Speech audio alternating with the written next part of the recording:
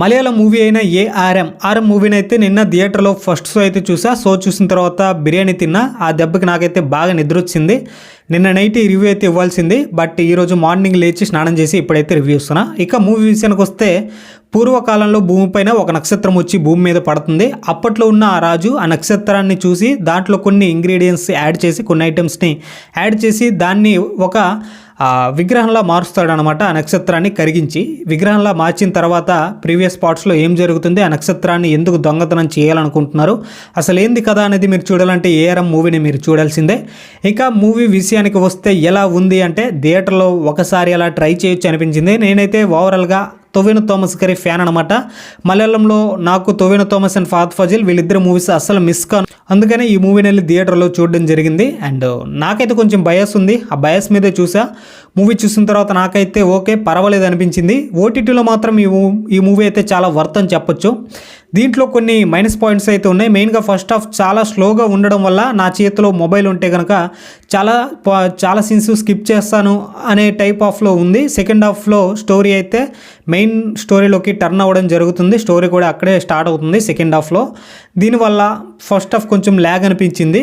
మెయిన్గా movie 2 hours 23 minutes ఉంది. ఆ 2 hours 23 minutesలో ఆ ఫస్ట్ హాఫ్లో ఉన్న 20 minutes అండ్ సెకండ్ హాఫ్లో 3 minutes, మొత్తం 23 minutes రిమ్ చేసి 2 hours కింద మూవీ తీసుంటే ఇంకా చాలా బాగుండేది. అండ్ మ్యాక్సిమం మలయాళంలో ఈ మూవీ అయితే హిట్ అయింది. అండ్ అందరికీ నచ్చాలంటే ఈ మూవీని ఒక 2 hours కింద మూవీ అయితే తీసుంటే బాగుండేది అనిపించింది. మెయిన్గా ఈ మూవీలో కృతి శెట్టి హీరోయిన్గా యాక్ట్ చేసింది. కృతి శెట్టి ఉన్న రోల్స్ అయితే నాకంత నచ్చలేదు. తనున్న సీన్స్ అయితే నాకంత ఎక్కలేదు. ఆ మెయిన్ స్టోరీని తీసుకెళ్లి లవ్ స్టోరీ కింద కన్వర్ట్ చేశారు. దీంట్లోనే నాకు కొంచెం డిసప్పాయింట్ అయ్యా. ఈ కృతి శెట్టి యాక్టింగ్ కూడా అంత బాగాలేదు. అండ్ ఈ మూవీలో మ్యూజిక్ కూడా నాకంత అనిపించలేదు. ఇది మైనస్ పాయింట్స్ విషయానికి వస్తే, ఇక ఈ మూవీలో ఉన్న ప్లస్ పాయింట్స్ చూసుకున్నట్లయితే మెయిన్గా సినిమాటోగ్రఫీ. అండ్ మలయాళం మూవీస్లో తక్కువ బడ్జెట్ అయినా సరే బెస్ట్ సినిమాటోగ్రఫీని అయితే అందిస్తారు. మీరు టొవినో థామస్ గారి మిన్నల్ మురళి మూవీ కావచ్చు, లేకుంటే రీసెంట్గా వచ్చిన కేరళ 2018 ఫ్లడ్స్ కావచ్చు, ఆ మూవీస్ జస్ట్ 20 కోట్లు 15 కోట్లు బడ్జెట్ పెట్టినా సరే ఆ మూవీస్ చూడడానికి ఒక 50 కోట్లు ఒక 80 కోట్లు మూవీస్లో అనిపిస్తాయి. ఈ మూవీలో కూడా జస్ట్ 30 కోట్లు బడ్జెట్ పెట్టినా సరే మన తెలుగు వాళ్ళు ఒక 100 కోట్ల మూవీ ఎలా ఉంటుందో ఆ టైప్ ఆఫ్లో ఉందన్నమాట. మూవీ చాలా బాగుంది సినిమాటోగ్రఫీ అయితే.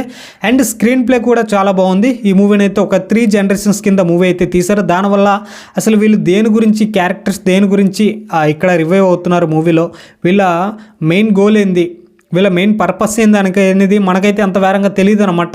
దీన్ని 3 generations కింద తీయడం వల్ల ఫస్ట్ జనరేషన్ అయితే ఒక 10 minutes అనే వరకు ఉంటుంది, ఒక 10 minutesలో కానించేస్తారు. సెకండ్ జనరేషన్ ఒక 40 minutesలో అంటే ఒక ఇంటర్వ్యూల వరకు ఉంటుంది. అండ్ సెకండ్ హాఫ్ మొత్తం థర్డ్ జనరేషన్లో రన్ అవుతుంటుంది. దీనివల్ల స్క్రీన్ ప్లే ఈ విధంగా చూసుకున్నట్లయితే మనకు ఆ స్టోరీ చాలా బాగా, అంటే మనకు తెలియదు అనమాట మెయిన్ పాయింట్ క్లైమాక్స్లో ఏం జరుగుతుందనేది. ఆ పాయింట్ని అయితే చాలా బాగా కన్వే చేశారు ఆ స్క్రీన్ ప్లేలో.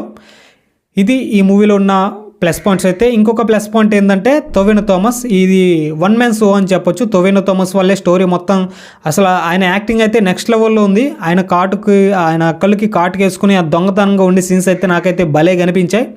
అండ్ మూవీ అయితే థియేటర్లో మీకు మలయాళం మూవీస్ ఇష్టం ఉంటే అంటే ఈ మూవీని వెళ్ళి చూడొచ్చు. లేదంటే ఓటీటీలో అస్సలు ఈ మూవీని అయితే వదలొద్దు. ఓటీటీలో అయితే చాలా బాగుంటుంది. ఎందుకంటే మ్యాక్సిమం స్లో పేస్లో ఉన్న సీన్స్ మొత్తం మనమైతే స్కిప్ చేస్తూ మూవీని అయితే ఎంజాయ్ చేయొచ్చు. ఇది ఈ మూవీ రివ్యూ అయితే. ఇటువంటి మరిన్ని రివ్యూస్ కోసం మన ఛానల్ని సబ్స్క్రైబ్ చేసుకుని వీడియోని అయితే లైక్ చేయండి గైస్.